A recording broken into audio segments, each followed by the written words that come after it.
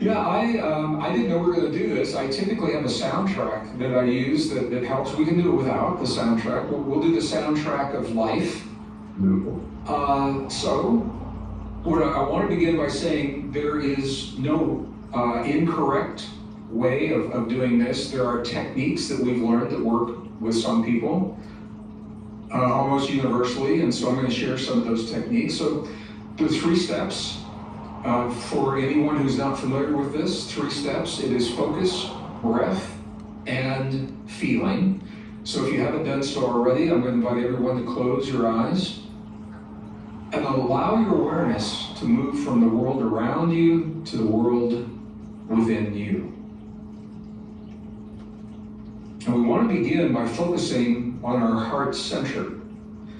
One of the things that I've found with indigenous people from all over the world who want to focus on the heart is they will gently touch their heart in a way that is comfortable for them. It can be a single finger on the sternum, a couple of fingers, it can be an open palm, it can be a Buddhist mudra held, nestled right into the sternum.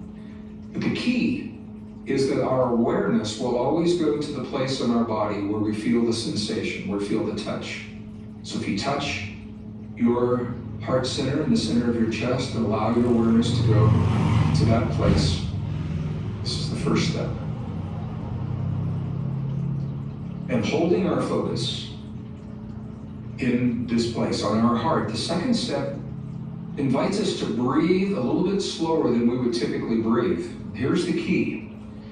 When we exhale for a period of time, slightly longer than the inhale, this is a trigger for the parasympathetic nervous system, the relaxation response, and this is what we want.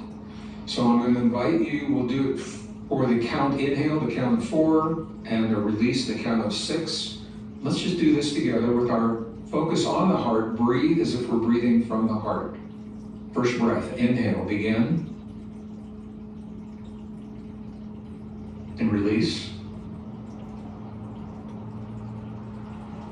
Just feel that shift in your body. Inhale again.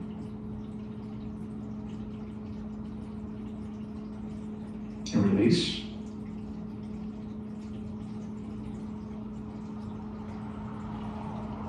One more time, inhale.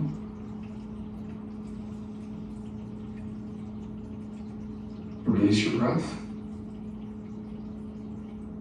Just allow your body to settle into that rhythm. Again, inhale.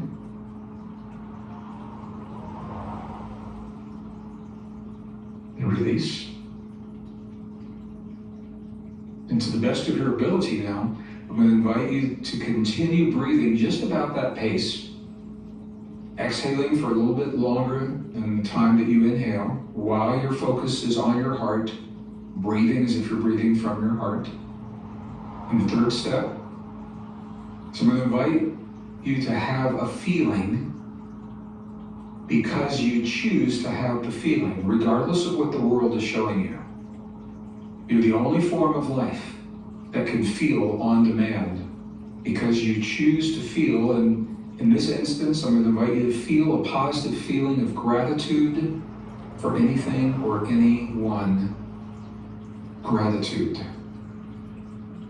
This is easy for me right now because I'm deeply grateful for the opportunity to be with you, Leah and Kyle, and our community, our global family. I'm grateful for the opportunity to come together in this way, to honor the gift of our humanness, extraordinary potentials within us. Some members of our global family don't have this opportunity today, and they're just trying to make it through the end of the day, and on their behalf, we celebrate all of our humanness, and we uplift them as we uplift ourselves.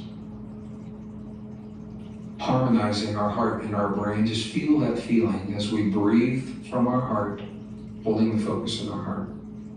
Let's just take a moment in silence and do this for a few breaths.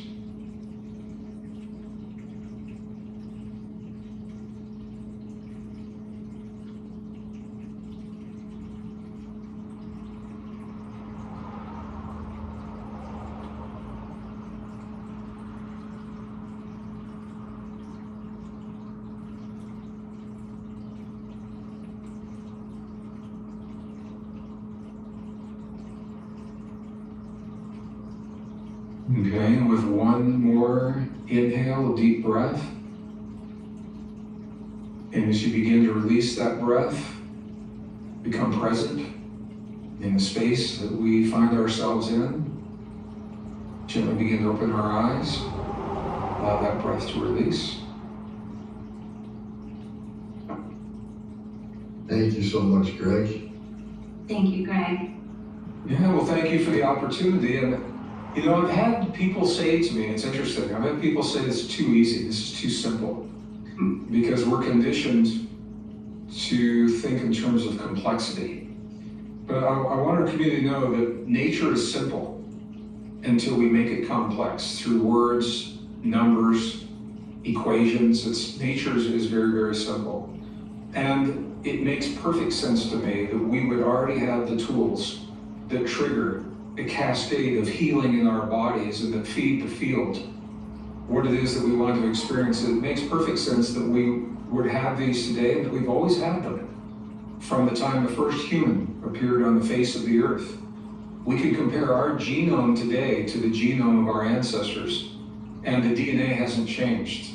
They had the extended neural networks, they had everything that we have right now. So we are wired. We're wired for healing. We're wired for peace. We're wired for coherence. And I really appreciate the opportunity to be with you today and to share this. And I'm looking forward to seeing you in May at the Heart Math event. And we will do this with a whole lot of people all over the world.